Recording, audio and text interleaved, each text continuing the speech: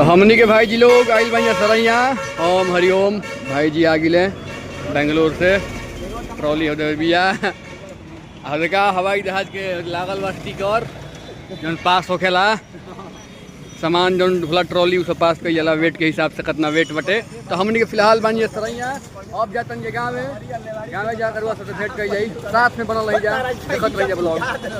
अब बताओ राहुल कितना रुपये देबो तू बताओ स्वेच्छा से अपना बता दे। भाई जी लोग है लिखा डेली कमा रहा बा दिन के बचत कर भाई 1500 से 2000 रुपया अभी लगन जन चल रहा बा 60,000 रुपये महीना 65,000 रुपया आई 200 रुपया 250 रुपया निकाले में दादी मरत रही कर।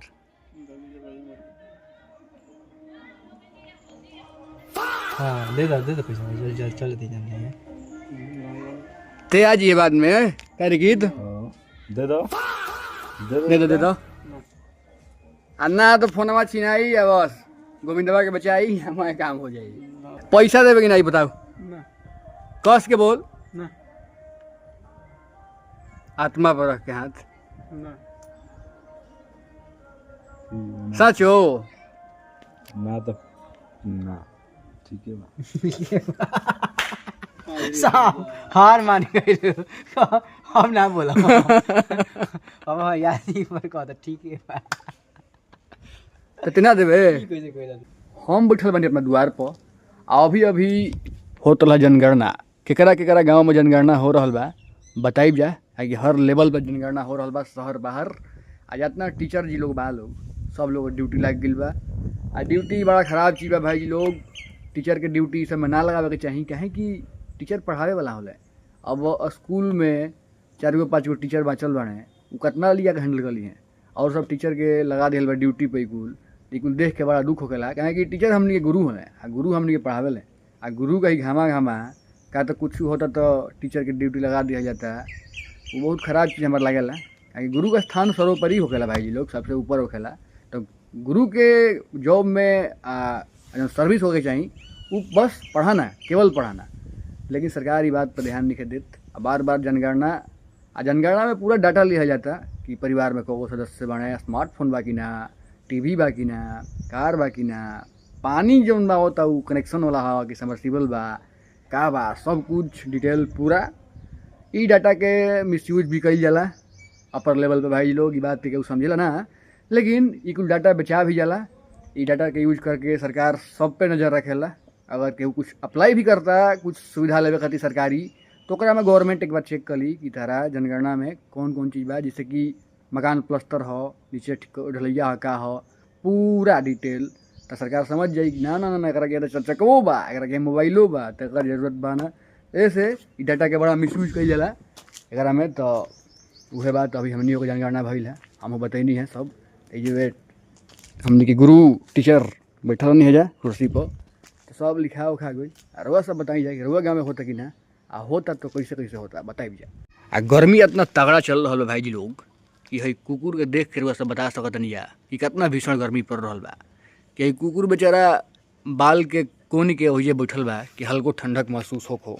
हालांकि जौन है हमने के नीम बा ये नीम हमने के बहुत पुराना भइल 50 साल 60 साल से ऊपर करके बतावल जाला आ एकरे छाँव में भाई लोग हमने के बैठे नहीं जा ई ना रही तो हमनियों के घरे अंदर रूम में बैठे के पड़ित लेकिन अभी ई सुविधा रहेला कि लाइट कटबो करला तो आके आदमी निमिये भी बैठेला तो हमनी खातिर बहुत प्रोटेक्टिव बा।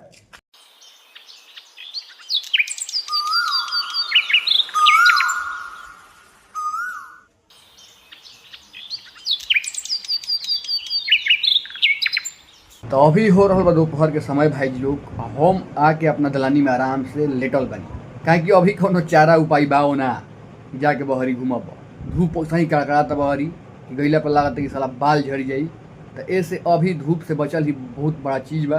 तो धूप में रहुआ सब बिना मत जाई अगर जरूरी कोनो काम हो जाही के पड़ी तो हमरो जाए के पड़ी लेकिन जरूरी काम नहीं है तो बेवजह धूप में गईल भी भूसता का है जैसे हम दलानी में बनी इहे दलान में भाई लोग याद करिए कि ठंडा के दिन में हमने के सुतत रही जा हम प्रफुल्ल हरिओम आ 3-4 दिन बड़ा बढ़िया फनी कंटेंट हमने के बना कर हुआ सबके बीच में प्रस्तुत के लिए रही जा।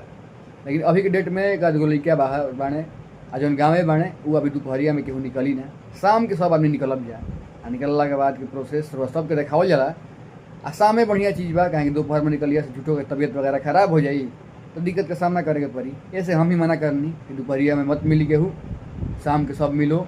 शाम से लेके 8:30-9 बजे रात तक बैठे नहीं जा हमने के द्वार पर भाई जी लोग। हमने के इधर उधर ना जानी जा, काम पड़ला तब जानी जा, इन्होंने ना घूमे नहीं जा बेवजह फालतू के।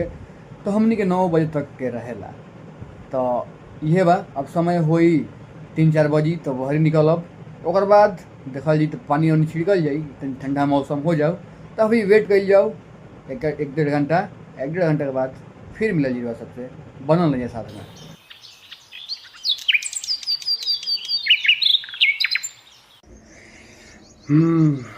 तो भाई जी लोग हम सूत के उठ गए नहीं, अभी धूप भी बहुत ज़्यादा कंट्रोल हो गई बा। आ समय रुआ सब देख सकतनी या समय हो गई बा 3:29।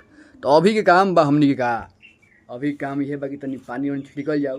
आ पानी वानी छिड़कला के बाद खुदो नहाइल जाओ, काहे शाम के एक बार नहा लेवे के चाहिए। नहला के बाद तनी मौसम ठीक हो जाए दिमाग के, दिमाग ठंडा हो खेला। तो अभी भाई जी हमारे घूम गए